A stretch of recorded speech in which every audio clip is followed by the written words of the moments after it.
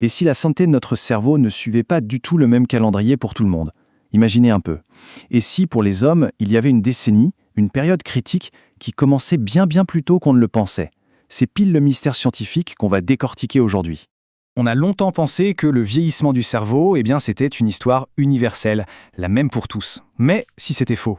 Et s'il y avait une décennie précise où le cerveau des hommes, tout d'un coup, devenait beaucoup plus fragile? De toutes nouvelles recherches sont en train de semer le doute et de redessiner complètement la carte des risques. Alors, pour bien piger cette découverte, on va suivre le parcours des chercheurs, pas à pas. On va d'abord se demander s'il y a vraiment un âge critique, puis on va plonger dans leur enquête pour trouver cette fameuse décennie de différence. Ensuite, on verra comment ça pourrait tout changer pour la prévention. Et enfin, on prendra un peu de recul pour voir la vue d'ensemble. Allez, c'est parti. Tout commence avec une étude toute récente qui vient bousculer nos certitudes. Ce qu'elle suggère, c'est que le moment idéal pour protéger son cerveau, ce n'est pas le même selon qu'on est un homme ou une femme. Et cette différence, croyez-moi, elle est loin d'être un petit détail. L'idée de base, elle est assez simple, mais ses implications sont énormes. La fenêtre d'opportunité, le bon moment pour agir et prévenir les futurs dommages au cerveau pourrait s'ouvrir à des âges très différents. C'est une découverte qui pourrait bien changer toutes les règles du jeu dans la prévention de la démence. Bon, la question c'est comment est-ce que les chercheurs de l'Imperial College de Londres ont bien pu mettre la main sur ce calendrier caché? Leur enquête est vraiment fascinante et tout commence avec des outils et surtout une échelle d'analyse absolument impressionnante. Le premier truc qui saute aux yeux, c'est ce chiffre, 34 425 participants. On ne parle pas d'une petite étude de quartier là, c'est une analyse à très grande échelle tirée de la biobanque du Royaume-Uni. Autant dire que ça donne un poids immense à leur conclusion. Alors, pour mener cette enquête, les scientifiques avaient une sorte de boîte à outils high-tech. D'un côté, des IRM, pour aller voir littéralement à l'intérieur des cerveaux et mesurer leur volume, et de l'autre, des analyses plus classiques, comme les risques cardiovasculaires ou l'obésité.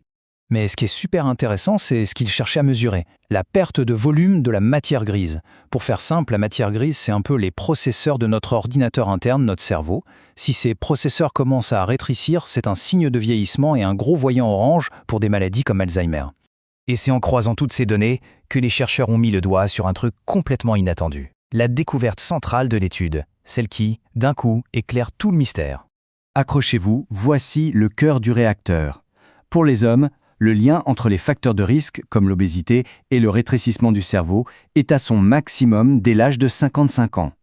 Pour les femmes, ce même pic de vulnérabilité, il n'arrive que 10 ans plus tard, vers 65 ans.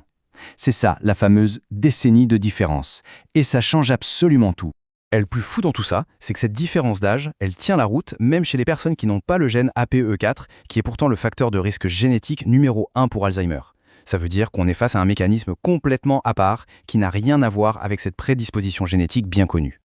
Ok, une découverte scientifique, c'est super. Mais concrètement, ça change quoi pour notre santé, au quotidien? C'est là que ça nous touche toutes et tous personnellement. Cette phrase des auteurs de l'étude, elle résume tout. Le message est on ne peut plus clair et assez puissant. Il ne faut surtout pas attendre. Pour les hommes, la prévention, et même la prévention agressive des risques cardiovasculaires, devrait démarrer bien plus tôt. Du coup, la nouvelle approche, elle se dessine en 2 temps. D'abord, identifier les facteurs de risque, comme l'obésité, beaucoup plus tôt. Et ensuite, agir, mettre en place des stratégies de prévention musclées, surtout pour les hommes qui arrivent dans la cinquantaine, avant même que le cerveau ne commence à en payer le prix. Bon, soyons clairs, aucune étude n'est parfaite. Et pour bien comprendre la portée de ces résultats, c'est super important de connaître aussi les limites de cette enquête et les questions qui restent encore sans réponse. Alors, 2 nuances importantes à garder en tête. Premièrement, l'étude n'a pas mesuré directement les marqueurs spécifiques d'Alzheimer.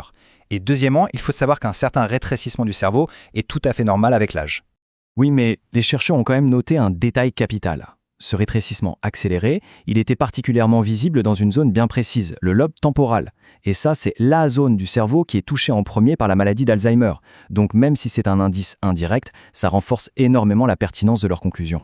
On termine donc avec une question qui ouvre une porte immense, bien au-delà de cette seule étude. Si l'approche taille unique ne marche pas pour la santé du cerveau, quels autres conseils médicaux qu'on nous donne à tous, sans distinction, mériteraient d'être complètement réexaminés? On est peut-être au début d'une nouvelle ère pour la médecine personnalisée. La réflexion est lancée.